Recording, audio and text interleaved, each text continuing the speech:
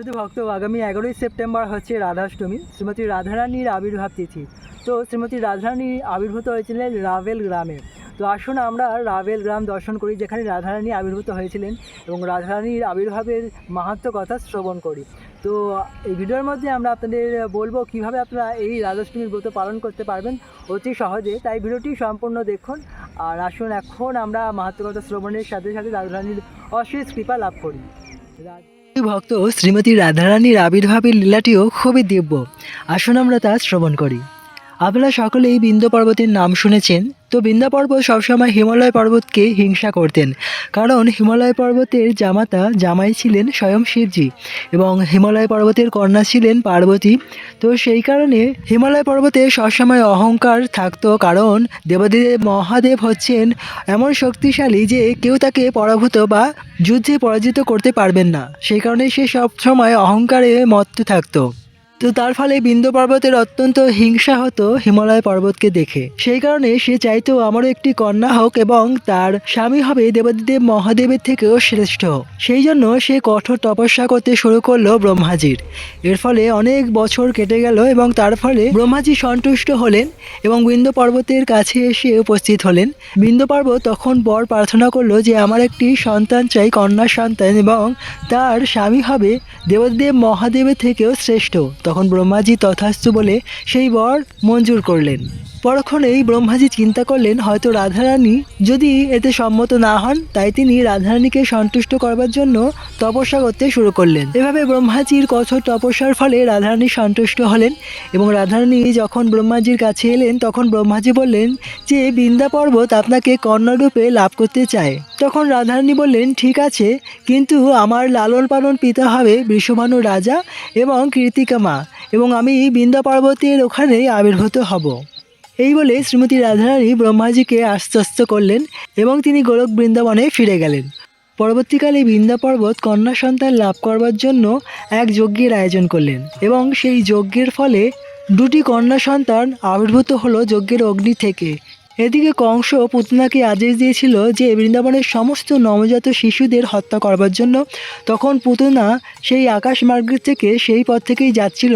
যখন সে এই নবজাত সন্তানদের দর্শন করলো, তখন এই দুটি সন্তানকে সে নিজের কোলে তুলে নিয়ে আকাশমার্গে পালিয়ে যেতে শুরু করলো। তখন বিন্ধ্যা পর্বত তার পুরোহিতদের এমন একটি মন্ত্র উচ্চারণ করতে বললেন যে যাতে পুতনার সমস্ত শক্তি নিষ্ক্রিয় হয়ে যায়, এবং তখন সমস্ত পুরোহিতগণ সেরকমই মন্ত্র উচ্চারণ করলে পুতনা তার শক্তি হারাতে শুরু করে এবং তার হাত থেকে এই কন্যা সন্তান দুটি যমুনাতে পড়ে যায়।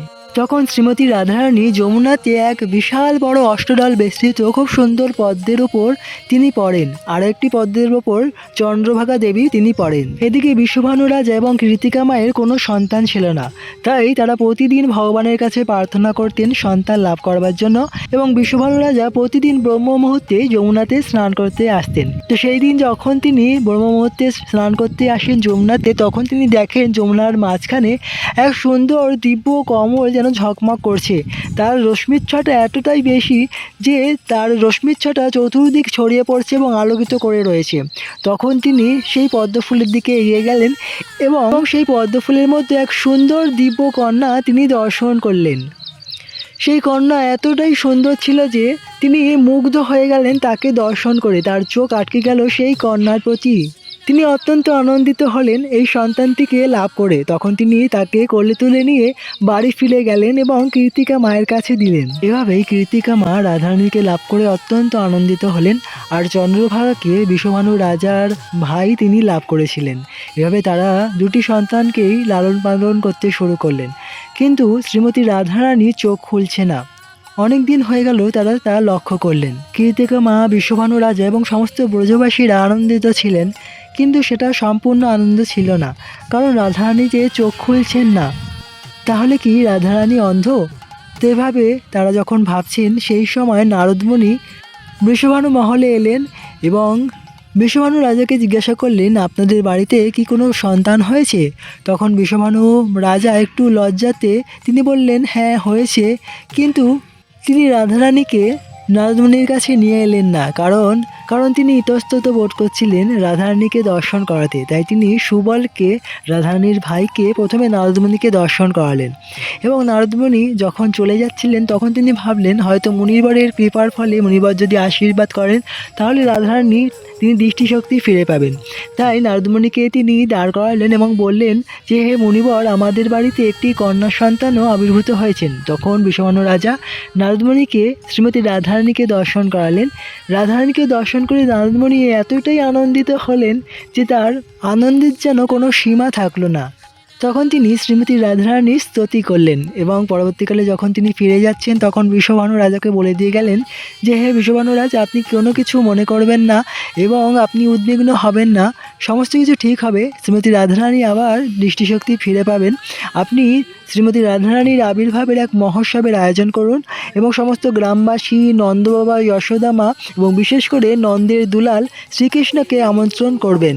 তাহলে দেখবেন সেই অনুষ্ঠানে রাধারানী আবার সুস্থ হয়ে উঠবেন, দৃষ্টিশক্তি ফিরে পাবেন। এভাবেই বৃষভানু রাজা এক মহোৎসবের আয়োজন করলেন। সমস্ত ব্রজবাসীদের তিনি নিমন্ত্রণ করলেন, বিশেষ করে কৃষ্ণকেও তিনি আমন্ত্রণ জানালেন।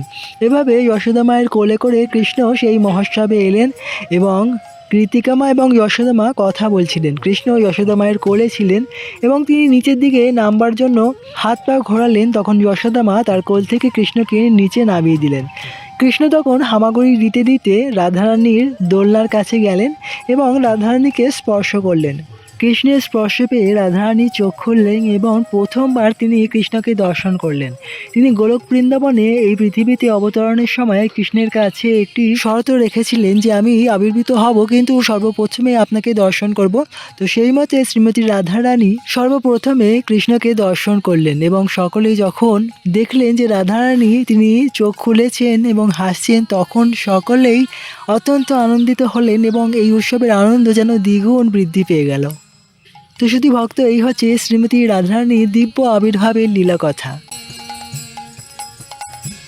শুধু ভক্ত, শাস্ত্রে বর্ণনা করা হয়েছে জন্মাষ্টমী থেকে রাধাষ্টমী ব্রতের ফল আমরা দ্বিগুণ লাভ করতে পারি। তাই অবশ্যই আপনারা সকলে রাধাষ্টমী ব্রতটি পালন করুন।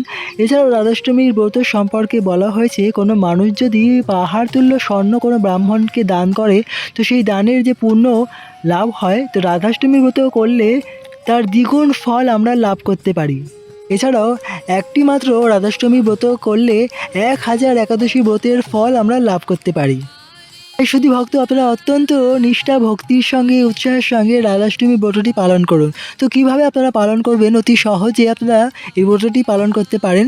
রাধাষ্টমীর দিন অবশ্যই আপনারা ব্রহ্ম মুহূর্তে উঠবেন এবং দুপুর 12টা পর্যন্ত অবশ্যই উপবাস থাকবেন এবং ব্রহ্ম মুহূর্তে উঠে স্নান আদি করে শুদ্ধ বস্ত্র পরিধান করে রাধা মাধবের সামনে যাবেন, প্রার্থনা করবেন এবং বেশি করে হরিনাম জপ করবেন, রাধারানীর আবির্ভাবের লীলা কথাটি শ্রবণ করবেন। এছাড়া আপনারা মন্দিরে গিয়ে রাধাষ্টমীর দিনটি পালন করতে পারেন। মন্দিরে অভিষেক হয়, বা আপনারা যদি বাড়িতে অভিষেক করতে চান পঞ্চামৃত দিয়ে আপনারা আলেখ্য বা চিত্রপটে আপনারা অভিষেক করতে পারেন। দুধ, দই, ঘি, মধু এবং চিনির জল, এটি হচ্ছে পঞ্চামৃত, এই দিয়ে আপনারা অভিষেক করলেন এবং তারপরে ভোগ নিবেদন করবেন, তারপরে আরতি করবেন এবং সেই প্রসাদ দুপুর 12টার পর আপনারা পেয়ে পালন করতে পারেন। তো ভাবুন, এত সহজে আপনারা বাড়িতে বা মন্দিরে গিয়ে এই ব্রতটি পালন করতে পারেন। তাই আপনারা অত্যন্ত উৎসাহ এবং আনন্দের সঙ্গে এই ব্রতটি পালন করুন এবং সকলকেই উৎসাহিত করুন এই ব্রতটি পালন করতে। আর আপনাদের মনে কোনো প্রশ্ন থাকলে অবশ্যই কমেন্টে আমাদের করুন, আমরা সেটি উত্তর দেওয়ার চেষ্টা করব। শ্রীকৃষ্ণের প্রপৌত্র বজ্রনাভজি আপনারা দর্শন করছেন। এই বিগ্রহই রাধাকৃষ্ণের বিগ্রহকে তিনি এই স্থানে প্রতিষ্ঠিত করেছিলেন। এটা স্বয়ম্ভু বিগ্রহ। একসময় এইখান থেকেই যমুনা নদী প্রবাহিত হতো এবং এই স্থান থেকে পদ্মফুলের উপর রাধারানীকে লাভ করেছিলেন বৃষভানু মহারাজা। এবং এর পাশেই রয়েছে শ্রীমতী রাধারানীর সেই বাল্য স্বরূপের বিগ্রহ, যা পৃথিবীতে কেবলমাত্র এই স্থানেই দর্শন হয়। এত সুন্দর লাড্লিজির এই সুন্দর বিগ্রহ। জয় ব্রজেশ্বরী শ্রীমতী রাধারানী কি জয়, রাধাষ্টমী মহোৎসব কি জয়, রাধে রাধে।